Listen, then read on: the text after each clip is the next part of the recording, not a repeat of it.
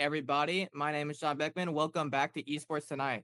I'm here with Moosa Alabbadi, Thank you, John, for having me. Pleasure to meet you all. and I'm also here with Isaiah Williams.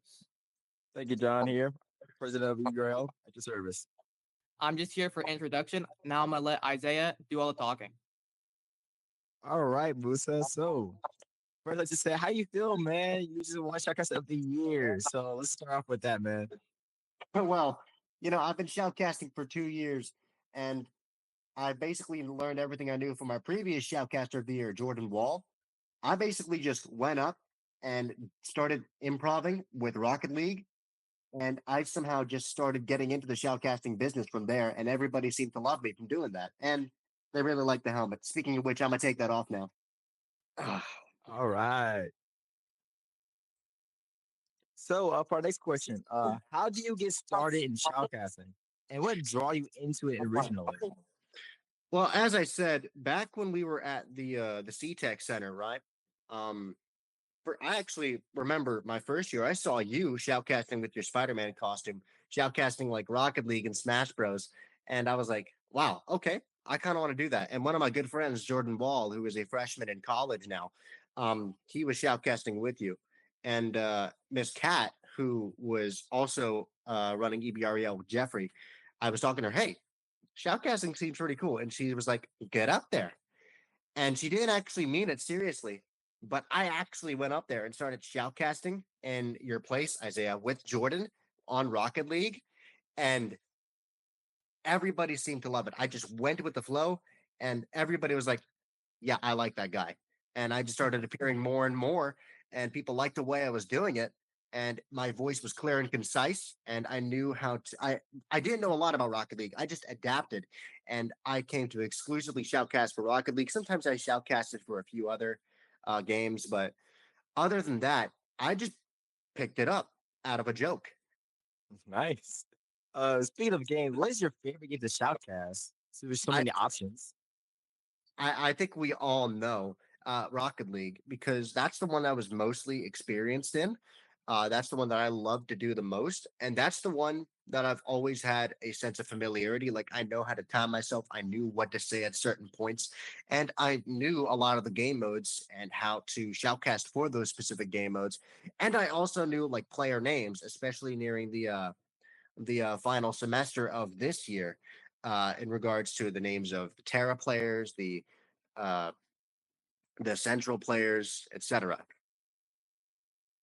All right, and next question is: do you have any warm ups or practices on shoutcasting? Because it's really about developing skill. Well, see, when it comes to that, I usually rely on what I did in the previous tournament and improve on myself. Now, as for specifically preparing, I either there are two ways to shoutcast. One is either color and play by play, where one of us does the color, where we give background and talk about the players themselves and what they did in previous games, and then play by play, who just generally sticks to talking about what's going on in the game itself and how like they maneuver in said game. Or we do what Jordan Wall and I did and just shoulder tap when we are done talking or when someone is talking too much, and we take over talking into the mic and shoutcasting both color and play by play. That the shoulder tapping method is generally what I prefer. So we either decide on that first, and then we go in, see what schools we're playing, what division is going up first, and the game mode. So we know what to go into when we're shoutcasting for that specific match or game. Nice. For our next question, what's the most memorable match or moment you ever shoutcasted? Uh, oh man, that has to be a game from our last year when it was Terra and Baton Rouge High. Dude, I I'm being serious when I say this. Those two were titans, man. They were amazing. It was so fun watching them play because they were so close. I mean, Terra most of the time beat them in the end, right? I mean, we saw that in the previous year. And then in the final tournament, we see Baton Rouge High come on top, right? They beat them narrowly in the final tournament. And that blew everybody's mind. That blew your mind, my mind, Jordan Wall's mind, and it was especially great considering I tried not to be biased when shoutcasting, and I was only biased in like the first three tournaments. But it felt so good seeing my school win, bro. All the team members that played in that team, they're all doing other stuff now, sadly. So that's why we didn't have a Baton Rouge High team for Rocket League for the majority of this season. And neither does Terra. We both teams lost players, so it was mostly Central and Dutchtown who claimed the Titan spot. Those were fun to watch. But as for the best game, it has to be the last game within the last season, Baton Rouge High versus Terra. Man, I remember that too, man. Yeah, man. One of our last two questions I like to ask personally, what is the funniest moment you had as a shoutcaster? Like, what's the funniest interaction you had personally as a shoutcaster? Funniest interaction. Oh Yes, man, funniest. there's plenty. I remember when we were all sharing the shoutcasting table, you, me, and Jordan, all three of us just sharing the mic, right? And just talking and taking turns when it was only supposed to be two of us. Another moment from last season was when our old coach, Mr. Alvarado, just showed up behind us at the table and started just talking to us as we were shoutcasting. And more recently was this season, especially later on, people were throwing down confetti on us while we were shoutcasting. Dude, that was not only funny, but kind of annoying at times. But it was like, okay, what's happening? When they just threw down confetti. But I mean, I did my best to stay focused, but I was internally chuckling at that. All right. Have you ever competed? I mean, as a shoutcaster, you check as other people, but have you ever competed yourself? Um, do you consider playing Halo Infinite multiplayer in a truck competing? We'll put that to the side in EBREL, like a tournament or a skirmish. Have you ever competed? I considered trying Smash Bros. Anthony Victor, our secondary champion at Baton Rouge Magnet High School, who was under William. He's our second best player, probably even evening out in skill because he beat him before. He was trying to teach me how to play Smash, invited me over to his house at times. I never actually went. We cut that out, but he was trying to teach me how to play Meta Knight. And there was a moment, especially in sophomore year, I was like, okay, I might try and compete as Meta Knight in Smash Bros. And then I got into the whole shoutcasting gig, and I was like, no, this is what I want to do. Also, Elijah, hopefully that wasn't the last question. I know you got some more up your sleeve. Oh, Isaiah. Yeah, I got more. I got more. So, I like to ask, any things you want to give out to future shoutcasters in the industry? Like, we have upcoming people like the middle schools coming to the high school, the elementary students. Do you have any advice or anything you want to say to them that might be interested in what you're doing? Well, obviously, when it comes to shoutcasting, you cannot be afraid of the camera, and you have to plan out what you're going to say before the camera turns on. And then it's improv from there. You have to be very good at improv and just not afraid of the camera. Like I do a multitude of things like voice acting and just general acting, and also doing voiceovers for other stuff. I'm literally doing a voiceover for one of Jeffrey's videos right now.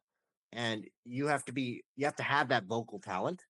And not only that, especially when it comes to just being on camera, because originally the camera wasn't on us. Now we have a camera on us when we shoutcast before we get into games. You have to be ready to look into that camera when it starts. They're going to give you a countdown via the headphones. I know Mr. Frank and Mr. Ryan are going to be preparing our new shoutcasters. I know they're going to be doing a great job with that. And I know that our new shoutcasters, especially with Carson going in, I trained him well. He's going to be able to train new people going in as well. Now, once you get all the logistics down, like vocal talent, not being afraid of the camera, and just knowing how to improv, really just don't take it too, not necessarily, don't take it too seriously, isn't what I'm trying to say, but don't think too hard on it. I went into it completely blind, and I still came out as Shoutcaster of the Year in my second year.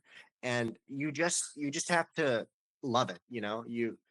You cannot just go in as if it's just a regular old occupation. You have to actually have a passion for talking into the mic, and you have to have a connection with your fellow shoutcaster. And one important thing that people don't really talk about, when it's only you on the table, like you're one man shoutcasting, you have to be ready for that. And I've had to do that a few times, one man shoutcasting. And you have to be able to shoutcast with a multitude of people. Like I shoutcasted with you, Jordan, Jesse, JJ, Jeffrey, Caden, Carson, just a multitude of people. And you have to be ready for whatever the job throws at you. But again, don't take it too hard. Again, it's improv. You have a lot of freedom when it comes to it. All right, got some more questions. And one of the things we know we talked about our favorite game, the Shoutcast, you know what thing, but now we're talking about our least favorite game, the Shoutcast. What's our least favorite in the Shoutcast?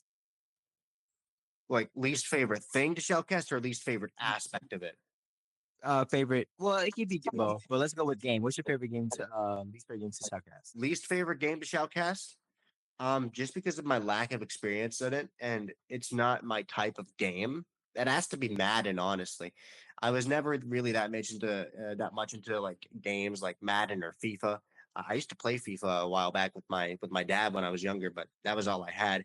And I mean, I guess I could still shoutcast effectively for it if I got more time with it, but it was just not my preferred game. As for my least favorite shoutcasting aspect, it has to be the fact that when you're on camera, when the camera's on you, it's hard to do things that you might have to do, like um, check your phone, or if you have, because you know, if you know this, shoutcasters are the only ones who are allowed to bring like a small snack or something into the arena because they have their own shoutcasting table. You can't just eat on camera, and it's also just, you know, you have to constantly be attentive towards the camera and you have to drop everything else until that camera goes off. While I like being on camera, it requires a lot of sacrifice and more attention. I go lie. I felt sorry on that eating rice or rice sitting on the desk. Dude, we ate the donut bits last year, bro. All right. Let's get to our next question. So, what's your least favorite aspects of shoutcasting? I already answered that. Oh yeah, you're right. You can't do really much on the screen. Let's see here. Let's see here. John. I know you was doing our introduction, but do you have any questions yourself? I think his camera's lagging. I do have to ask, are you thinking of staying in the area of shoutcasting, or do you want to do something else later? In regards to shoutcasting specifically, if the opportunity presents itself, I'd shoot for it. But in terms of shoutcasting, like specifically full time, I don't think so. But I want to keep up that vocal talent, like like singing my own songs, rapping my own rap songs, going into more voice acting. I'm already voice acting for a few YouTube productions, mostly Halo stop motions and machinimas. And I want to pursue that vocal talent even during or after my time in the military, because that's what I feel like doing. I see all these voice actors for like games and movies, like the Halo voice actors or the Mass Effect voice actors or voice actors. And this is gonna sound stupid. The voice actors for like Lego Ninjago or something. I want to, because let's be honest, these people who have voice acted, if they were to appear in like a live action movie or something, they probably get some sort of side role. The vocal talent that they're allowed to produce, um, it really gives them a lot more character. Because if I was in a movie live action, I probably wouldn't receive that large of a role because I mean I look like your average guy, you know, average Arab guy. Um, but allowing for that vocal talent, you can really do a lot of stuff. Like you can portray aliens or demons or something, you know. That's what I want to do. Just generally pursuing that vocal talent. I 100% agree. I think vocal talent is probably one of the most important things for any sort of higher up, like say like animation. The vocal talent is super underrated in terms of quality, where you can watch a show and really be immersed in it. So like besides, you said you're going to be in the army. What specifically are you going to be in the army for? Well, firstly, in regards to that, I'm actually going to the Air Force, not the Army. And as for what I want to do in the Air Force, my primary goal right now is to enter special warfare, which is basically the Air Force equivalent of special forces. And if that doesn't work, I'm probably just going to enter security forces or be a crew chief on a aircraft, like an old buddy of mine. He's a crew chief on an Osprey in Japan. And speaking of which, I'm going into active duty, so I'm probably going to get deployed to a base overseas. Hopefully not Alaska or Hawaii, but that's what I want to do. I want to do active Air Force and hopefully get into special warfare. And if that doesn't work out, I've already stated 2 alternatives. Okay, that's pretty cool. Do you have anything else to say that you might want to say like to the world or upcoming shoutcasters? Well, to upcoming shoutcasters, I just got to say you're in good hands for now. Carson knows what he's doing, and Isaiah's still here. He's our president, and he can also help you with shoutcasting. We also have Caden, who can also help with shoutcasting. Those 2 are great. So just take advice from them and then pass it down. And as to the world, hey, just stay tuned. I'm making a mark. All right. Thank you for helping out with our interview. That's going to be a wrap up for this episode of Esports Tonight. Thank you for tuning in and riding along with us as we put the spotlight on players, programs, and passion through driving out in esports in Louisiana. We'll see you guys next week, same time, same energy. And until then, stay sharp, stay competitive, and keep leveling up.